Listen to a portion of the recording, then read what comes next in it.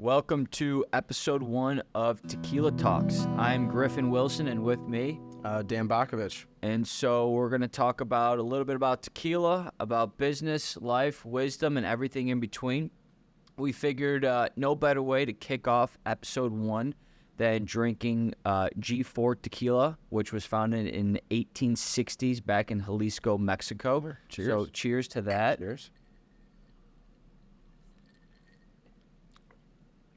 It's ironic that we're drinking G4 because Dan's background's family business and my background is family business as well. And so we figured what better way to start it off than to drink a little bit of ancient old tequila. Family generation, I think, and that's one thing we talk about with Employco, with your family being, what are you, 3 generations? Yeah. Third generation? Yeah, so was I. With the background, having ran the restaurant, my grandfather, father, and then me. Tell us a little bit about the restaurant. Yeah, so my grandpa started the restaurant in 1964, Bonavinos. We own the block down there. He started it, and then Is it still open today? Still open today, yes. So my father ran it, and then I took it over 6 months before COVID hit. So I thought it was going to be great. I was 23 years old, running it myself. I was like, this is awesome. 6 months later, COVID hit. You know how that went for most restaurants, so. Had to have been a little bit of a challenge there. Yeah, survived. I mean, we made it work, got through it. Everything went well, but, I mean, you know, we did everything we needed to do to keep it open, and now back, obviously, working here at Employco with you guys. But it was great.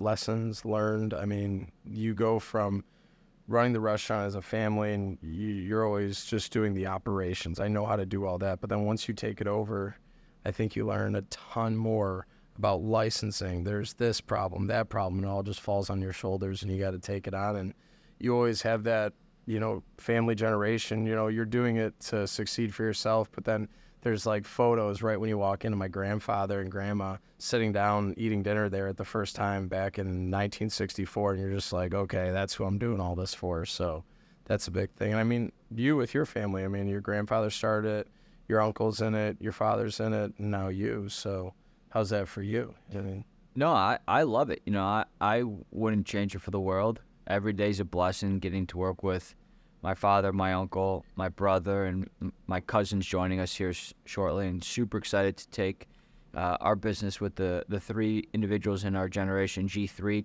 and take this business to the next level. And, you know, as you mentioned, you know, coming into a family business, you know, your father and your grandfather, like my father and my grandfather, were entrepreneurs, and we come in and, you know, how do we adapt and be entrepreneurs? You know, Yeah. We aren't entrepreneurs. We're not starting anything. We're coming into a business, and just how making can it we? grow. Yeah. How do we keep it going and increase it to the next level? And so you came into your family business, you know, 6-7 months before COVID, and the same thing with me. It's like, okay, Yeah. there's no networking. There's no dinners with potential prospects or clients. There's no one's coming into your restaurant. Like, I'm sure you had to cater out and deliver and things like that you weren't used to. And, you know, as an individual coming out of college, you know, I was excited to network, to meet people, to, you know, get out of my comfort zone and help grow this business. And then boom, COVID hits, and you're like, what the hell am I supposed to do now? Yeah. Like, everything that you've been kind of mentored in through family members, it's like,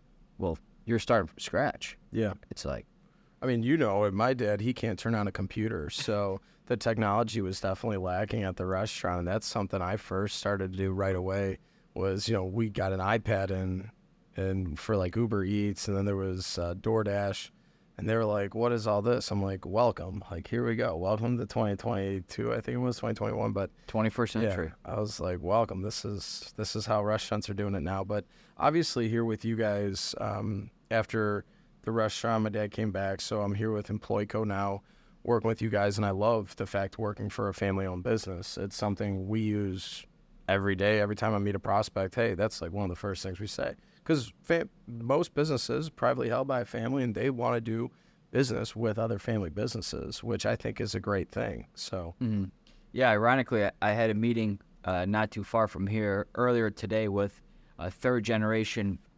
They manufacture certain types of sports equipment, and it was just interesting to hear his story. The grandfather's no longer alive, but the father's alive, and we were talking about having to pivot during COVID and, being Switzerland and helping out on both sides of the podium and being a resource to people and providing a product and a service that caters to everybody, not just one certain demographic or one certain lifestyle. Of how can you provide a service or product to everybody? Yeah. No, I like that. And I think one thing we kind of mentioned we'd start off with is the story of how we met each other. Yeah. That's always a good one. So we met in high school. What were you? I went to Lyons Township, and end of sophomore year, I transferred to Nazareth Academy. I just wanted a better education and more guidance and things of that nature. I didn't think I was getting the education that I wanted or needed at LT. Great school. Shout out to Lions, wonderful time. But I transferred over to Naz, and first day, the new kid on the block, well, I meet the captain of the football team. Well, you sat down right next to me, and all I said was, "Who are you?" And go ahead. You can tell him what you said to me. Just said, "Who the hell are you?" Yeah, that was a little off of wording of what you used. Well, he's there's more color to it, but was the captain of the football team so as a junior. So, here's this big hot shot, and some transfer comes in and just sits right next to me like he owns the place. And, I'm right. Who are you? Who the are you? I looked right at him, and I was like, I kind of like you. That's good stuff. I like you. You'll be my friend. And ever since then. Fast forward. Yeah. Now we're tequila buddies. Yeah, so I'll drink to that. But no, I always like to mention that story. I told it yesterday with a prospect, and they're like, because they knew you, and they were like, so how'd you and Griffen meet? And I always love telling that story because it is a good testament of who you are. I mean, you always just tell it how it is, and that's one thing I definitely love about you, because that's honesty that's huge. And when you find that in a best friend who always picks you up, keeps you motivated, and keeps you going in all the right ways. So I always appreciate it. I appreciate that. And sometimes you take it a little too far, but that's all right. Well, you bring up a good point of honesty, and just, a spade's a spade. And a lot of times in this society, you don't get that. People are scared to voice their opinion or to say what they actually mean or what they want, especially in our generation of technology. Like, I kind of wish that we grew up without technology. It'd be so much easier. Not easier, but just there's so many distractions. You pick up your phone 1,000 times a day. And where we're trying to grow as individuals, business leaders, you need to focus. And, that in your 20s is time to make mistakes, to learn, to try and perfect what you want to do. And I think a lot of people are scared of doing that. And one thing that I love you said is, making mistakes and trying new things. I graduated college. I went right into, because my father owned the trucking company before Rockenbacker Cartage, so I kind of understood logistics. I had 4 jobs before I have this. And I know I told you, I've definitely, this is it. This is the career that I'm sticking with. We're sticking this thing out and growing this company, which I love. So I've been in logistics. I went into another company in logistics with a different role, and then I took over the restaurant, and now I'm here. And it's like all those things, it wasn't that they weren't right for me, but they're all just the path of where you got to find yourself. So I like that you said it's, you got to try different things and, our younger age. I think, and that's one thing we like to talk about. I'm 27. What are you, 26? Yeah, 27. So, being in our role as a business development manager, a lot of business people who we work with are business owners, business leaders. Yeah. And I think being younger, it never really should play a barrier if you come off professionally, but it is always there. Most of the time, business leaders are in between, 30 and 50 years old. So there is that distinction. I think if you always handle yourself professionally, they never see it as that, because we're selling something constantly that we think this will better your business. Yeah. So, that's something, but I do like that, how you said, you got to constantly try new things, constantly learning and figure out what's the right niche for you. Where do you see yourself? Mm-hmm.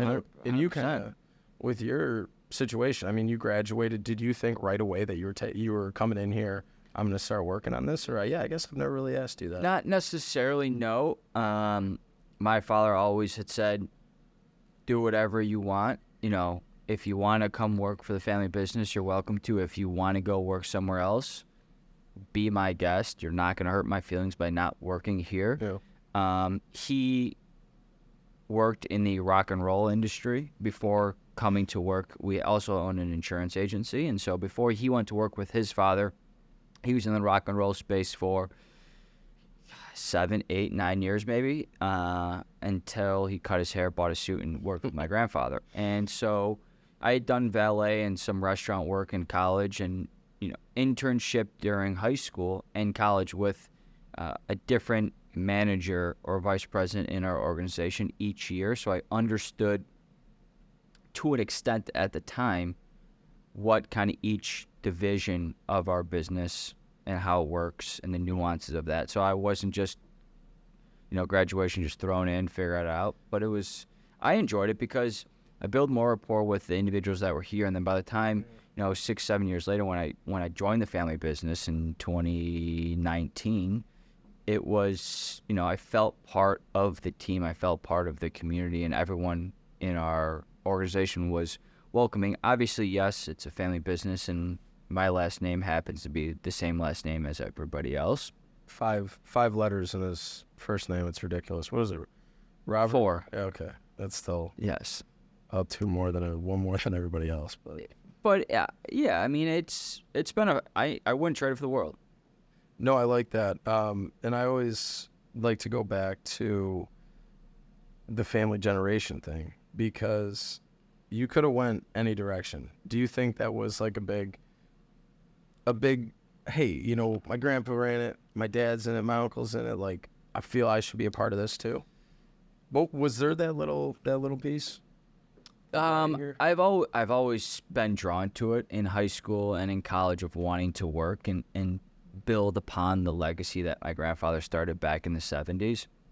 Obviously, your family business has about 10, 12 more years on us, but nonetheless, I remember pictures, and we're coming here for lunch with my dad and visiting my grandfather during lunch, or when I was newborn, crawling on the floor in their old building, and just, it was the same thing for you probably growing up, about coming to the restaurant. Your parents probably didn't have a babysitter, so your dad's working, your mom's working, and, you're at the restaurant with your grandpa. I was talking to my mom the other day about it. I was like, our summers, it was like, okay, like, school's over, Monday through Saturday, you're downtown with your dad working all day. So, like, I just thought that was normal. That was just the normal thing my family did. When you weren't in school, you were working at the restaurant. And my dad has 6 brothers and sisters. Every single day, the family was there. That was like my aunts were the waitresses. We had my uncle in the back. It was a true family, restaurant. And, I learned so much from my grandfather. He, just teaching you, okay, watch this, like, clean this is how you do this. And then, of course, through my dad. But I was always, after, went to college, graduated with an accounting degree, I did that because I wanted to take over the restaurant. I thought that was always my plan. Mm-hmm. And that was great when I ran it. I got to that stage. My dad said, if you want the restaurant, it's yours. If not, we're going to close down. I was like, I can't let that happen. Yeah. There was that part of, like, I got to keep my grandfather's place going. So 100%. Yeah, that was kind of my thing, why I kept it going till I did. So yeah, if I'm going to fight for somebody, I want it to be my family. And there's, whether you're raising money for something or going to fight for health or whatnot, it's, I want to be fighting for my family. Yeah. Obviously, there's other people that are family. I consider your family my family, and I think that's the one unique thing of Employco here is we make everyone feel like they're part of our family. Definitely. I've only been here for a year and a half, I think I'm on now, and it is great to feel part of it. Everyone's been here. It kind of weirded me out in the beginning. When I was like, oh, so how long have you been working here? Like, 24 years. Whoa. That's a long time. And then go to the next person, like, how long have you been here? 17. It's like, So when people come out with employee code, they don't leave. I thought it was a cult for a little while. No. Oh boy. Maybe a So, cult of drinking, yeah, but cult of drinking. Definitely have a good time here at employee code. That's for sure. There was one thing you said earlier, and I like, when you first started here, you started at the bottom, and then or not even at the bottom necessarily, but you tried all the different roles, and you made sure that you were on the insurance side, and then you were with this. Was that kind of correct, that you kind of started? There's so many nuances in our business, from payroll to HR to workers' comp to insurance to you name it. And I think the easiest way to learn a product or service is to sell. How do you sell a restaurant? You're the waiter or the waitress. You're outside giving, menus to people walking by. You're going into buildings and handing them flyers.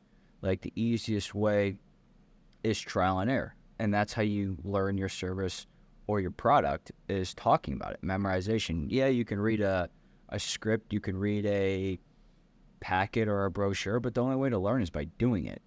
Yeah. And I think that was how I was able to learn. And I could say, for all the viewers, we did have somewhat of a script, but we really haven't followed this thing at all. We had anything. We had I like a think few we got jots. to the second bullet point. Yeah, there. it's our first time. Let's put some things down. We do have a piece of paper here, but we have gone so far out of script. But it's been great. I mean, just for our first episode, this is exactly what I think we wanted, was just kind of talking about our lives, incorporating kind of what we're doing business, but really telling just our story, and then working it. I guess we will kind of get into our first point here. In our industry, HR outsourcing, where I'm in sales, I mean, so are you as our vice president, constantly going to networking events. And I think that's one of the best ways to meet people. It really is. You can pick up the phone, and don't get me wrong, cold calling is great. But you get to the point when you need to start meeting business leaders, and it just helps so much more if you're meeting in person. I shaking agree. their hand, saying hello, really introducing yourself. So I know we had a few things, and how is networking for you? I guess, what's like the first thing when you start looking for which events to go to? What are you kind of looking for? The type of event that's going to draw people. Yes, obviously, you have the networks or the happy hours and the socials and things like that. But then there's also the education side. And so what events are going to draw people where you're going to learn the most? Or what event are you going to go to where, you've been meaning to get in touch with this CEO or president or CFO or this private equity company or this bank? What event are they going to be at? Mm-hmm. Or someone representative from their team that you need to get in touch with, and just go there and just find comfort in being discomfort. Find comfort in discomfort. It's a phenomenal book. I suggest everyone read it. It's about a guy who goes bow hunting in Alaska and tells his wife, "Hey, hon, I love you." And he went out on a little prop plane, middle Alaska, for like a month, and all he had was a backpack and a bow. And he had to learn how to survive in Alaska in the middle of winter with a bow and kill bears and survive. And he had to find comfort in discomfort. Yeah. And I think that's one thing that a lot of people don't do these days, is they're just so comfortable and content with where they're at, especially with social media and the phones and stuff. They don't want to go to that now. It's a waste of time. I'm going to go lay in bed. I'm going to go watch Netflix. I'm going to go to the bar. But, all right, good for you. If you want to stay where you're at for the next 30 years, more power to you. But if you want to go find a meaningful relationship or an impact with an individual, you never know who you're going to meet. And there's other people that are out there that are like you, that are at those events that you just don't know because you're not going to them. So I would say just step out of your comfort zone and go. Worst comes worst, you go there for 30, 40 minutes. You don't find anybody or that's worth the connection, and you leave. But at least you went out of your comfort zone and you went. Obviously, you're going to have some sort of anxiety or might be scared to go because, it's your first event. But just do it. Yeah. That's my biggest advice. Just do it. I remember my first networking events back in 2018, 2019. I was like, what the fuck? What am I supposed to talk to? I'm like, palms are sweaty. I'm like, what the hell is going on? Knees weak. Yeah, I mean, pretty much. Might be a little stronger than you, but Yeah. I mean, you just have to put yourself out there, and especially if you're selling a service or product or whatever it might be, just do it. Yeah. No, I couldn't agree more. I mean, our personalities, I do think it helps. We're both outgoing. I would say extroverted, but yeah, getting out. But I've seen and met so many people who that excuse, oh, I'm an introvert. I'm not good with large crowds. It's like you are. For example, like my brother, pretty quiet. I would definitely say introverted, but I've taken him to many events to the point where now he's rolling. You can use that excuse once or twice to not go. Oh, But 100%. then once you start going, you understand the flow of these. You're introducing yourself to a complete stranger that is also there to get something out of it. Oh, I agree. That's kind of what I love about them is you go to these networking events, people are there to meet people. You don't have to think that, oh, this person probably doesn't want to talk to me. No, they're there for the exact same reason you are. And really what I always aim for when I go to these events, and that was a great suggestion, trying to make sure I'm going to events where the people who I'm looking to meet, the decision maker for whatever I'm trying to get through selling, or if I'm just meeting people are there. I always aim for just one meaningful relationship. Aim for, there could be 100 people at one, but if I talk to one person for 20 minutes and it's meaningful, it's genuine, I'm myself. And I think that's another thing we kind of talked about is don't sell your product. Don't sell your service. No. Sell yourself. Be yourself. Don't even talk about your service. Exactly. Don't even talk about your product. It's a great conversation starter. Hi, how's it going? What's your name? I was at lunch yesterday, and the Chicagoland Chamber, they had their 120th annual meeting. Thanks for the invite. Yeah, no problem. And I sit down. Everyone's like, "Oh, what's your name?" I'm like, "Name's Griffen Wilson." "Oh, who you with?"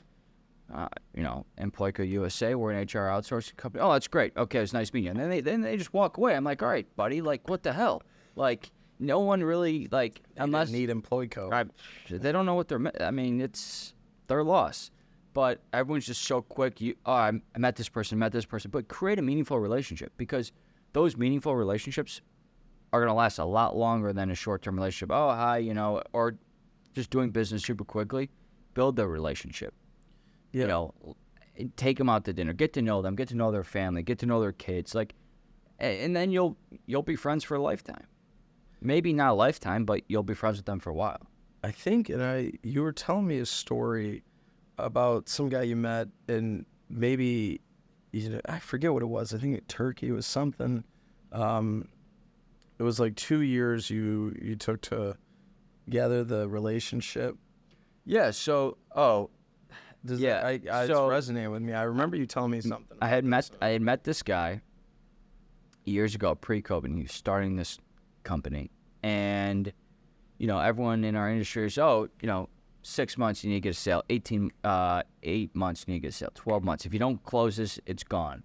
And I was like, all right, cool, that's great. I'm gonna do me. I'm gonna create the relationship, and I built the relationship up with this guy for 2 years.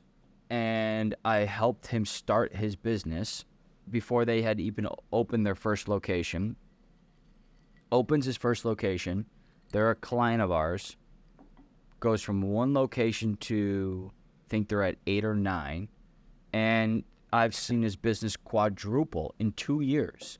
And we've just become friends and genuine human beings of just like, hey, how's your day? How's the kids? Your son Tommy was in a baseball tournament this weekend. How'd he do? How'd Sarah do in the volleyball? Oh, just create the connection with humans. And those connections will last a lifetime. Just being genuine and being human. It's so rare these days that people are actually scared to encounter that. If you're nice, people run. Yeah. It's just like, oh my God, no one's been nice to me in 5 years, 6 years. It's just like, what happened to that? Yeah. One thing I always like to make sure that I go in, I want to be bold. I want somebody to remember me. That's really the goal. I need someone to remember me, be bold, and kind of go from there. And that way, if one person, I make one meaningful relationship, I was bold enough to get out there, be myself, be personable, and keep it going. I think that was really that's what you want in a networking. That's I agree. I mean, other than that, how's life? I mean, life's good. We're busy here. We're growing. We're helping a lot of companies navigate these tough times and across the United States, and we're just happy to be a resource to anybody. And so this is episode 1. We have a handful of special guests lined up, from coaches to performance coaches to lawyers to restaurant owners, business leaders, I mean, all sorts. and really they're all lined up. And so stay tuned. And yeah, we're gonna drop some clips and drop some hints of who our next couple special guests are coming on the feature. And yeah, so stay tuned. Tequila Talks, episode 1. Yeah, cheers. Cheers to that. Thanks for listening.